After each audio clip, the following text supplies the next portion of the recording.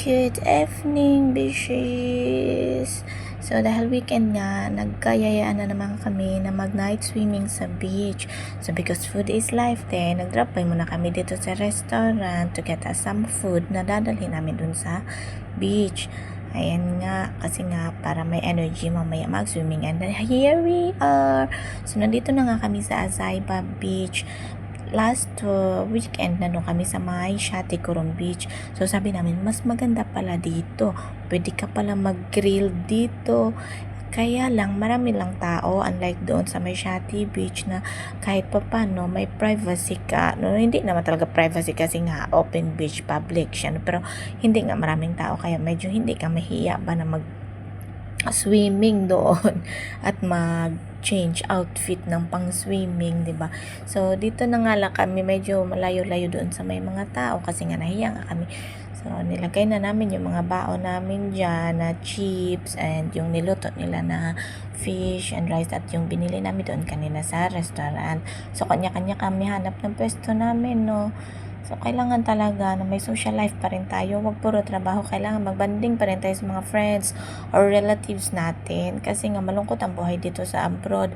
Kaya, always make sure to give time na magbanding ka sa friends mo or sa family mo kung meron man dito para maiwasan din yung homesick kahit papano. So, ayan nga.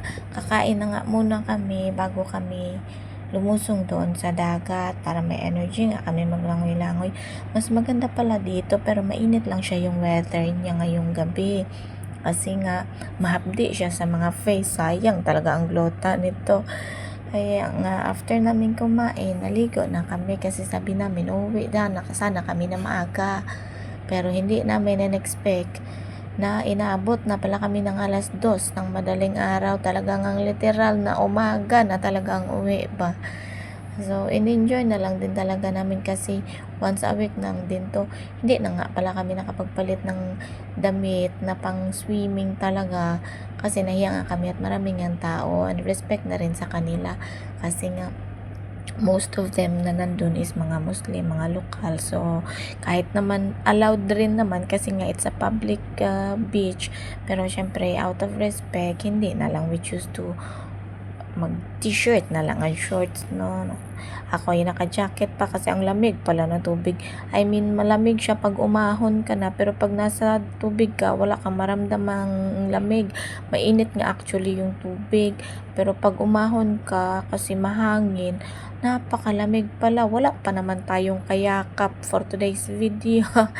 Kaya ayan, jacket is life na lang muna tayo. So, dahil nga madaling araw na, nag-decide na rin kami kaagad na umuwi na kami. Kaya lang, dahil nga 2 o'clock na, natakot na rin ako umuwi, no.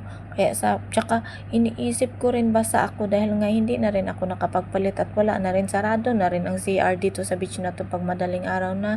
So sabi ko, paano kaya ako sasakay nito sa taxi, mga besh, kasi basa man ako, kawawa naman nito si Manong taxi driver, no, kasi mababasa naman ang kanyang sasakyan. Kaya binitbit ko na lang itong towel ng aking cousin. Kaya ito na lang sabi ko ang aking uupuan kahit papano may mag-absorb ng basa ko, 'di ba?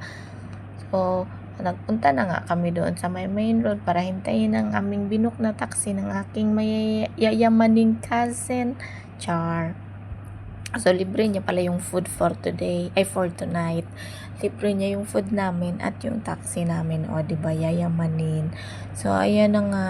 Nag-update na rin para ako sa aking mahal dyan. Kasi hindi pa rin siya natutulog kahit madaling araw na. Tinihintay rin niyang makauwi ako. Agoy, love na love yan. Sana all. So, dumating na nga yung aming taxi. Murag mga badyaw man kami lahat. Kulang na lang pati yung bahay namin. Dinala namin dito sa beach, mga besh. And fast forward, lumipad ang taxi and I'm home.